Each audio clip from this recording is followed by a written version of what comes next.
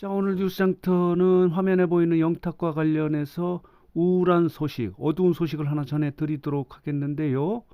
다름이 아니라 예천양조 측에서 지난 17일이죠. 영탁의 매니지먼트를 담당하고 있던 뉴에라 프로젝트가 예천양조를 비방 그리고 명예훼손 혐의로 형사 고소키로 했다라고 하는 입장문 발표와 관련해서 예천양조 측이 오늘입니다. 19일 공식으로 또다시 입장문을 밝혔는데요. 내용은 이런 겁니다. 영탁이 주장했다는 150억 계약금 요구에 대한 증거 자료가 있다. 허위가 아니다.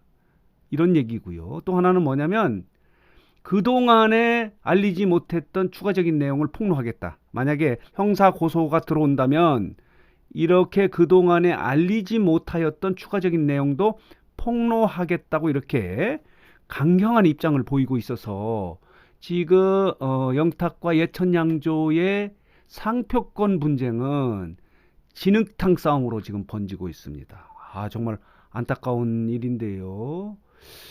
결과가 어떻게 나타나든 간에 지금 이 둘 간의 싸움은 함께 죽자라고 하는 그런 식으로 죽기 살기가 아니고 함께 죽자는 싸움이 아닌가 이런 생각이 드는데요.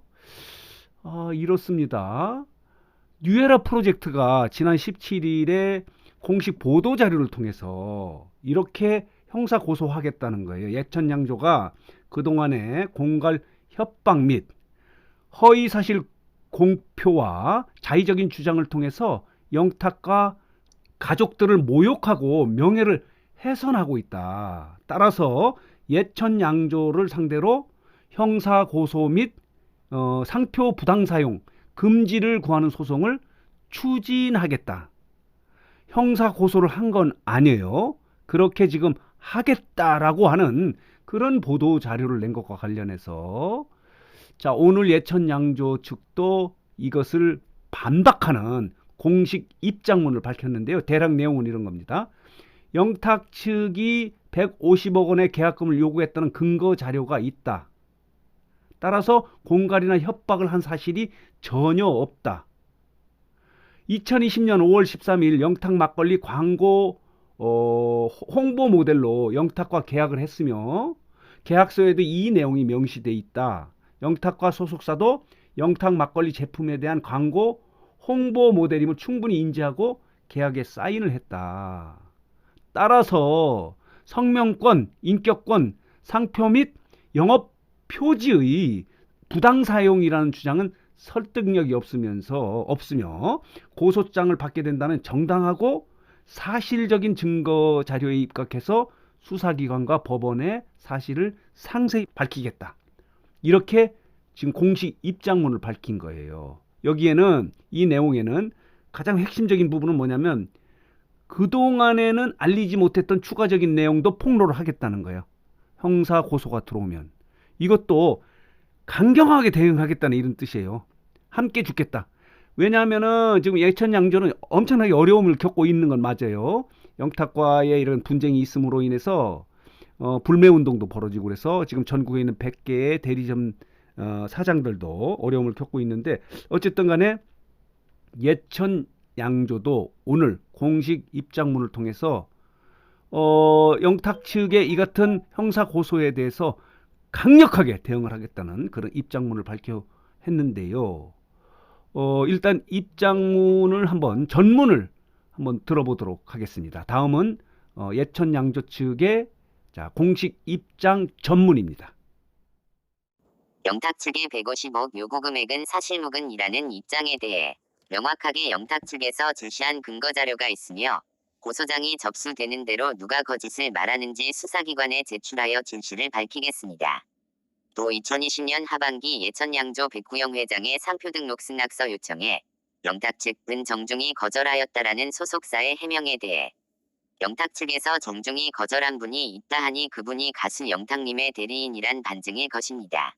하지만 예천양조 측에 정중히 거절하였다는 것은 거짓말입니다. 영탁 측 대리인은 2020년 8월 11일 예천양조에 등록 승낙서를 받고서 출원만 되어 있고 등록이 안 된 것을 알고 일주일 후인 2020년 8월 19일 공인으로서 몰래 법무법인을 통해 상표 출원을 하였습니다.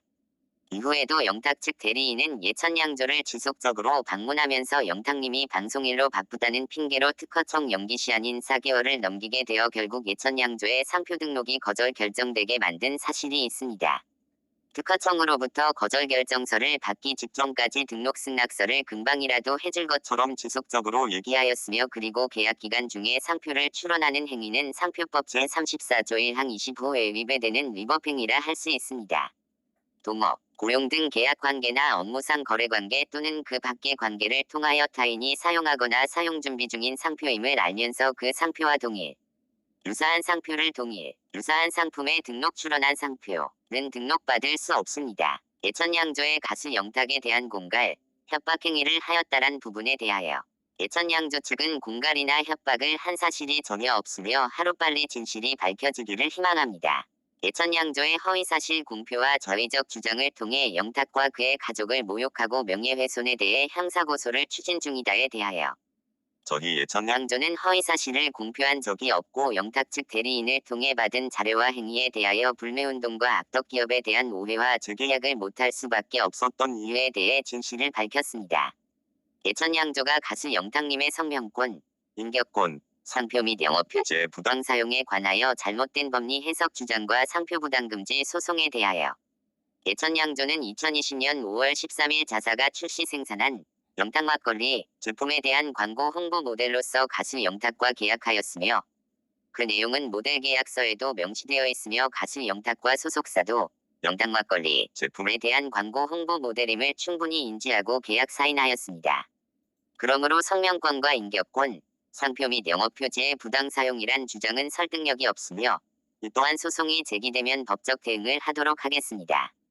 어제 영탁 소속사 뉴에라 프로젝트가 저희 예천양조에 대하여 공갈, 협박과 명예훼손 등 무거운 단어들을 열거하며 고소를 추진한다는 입장문을 접하고 예천양조는 많은 고민을 하게 되었습니다.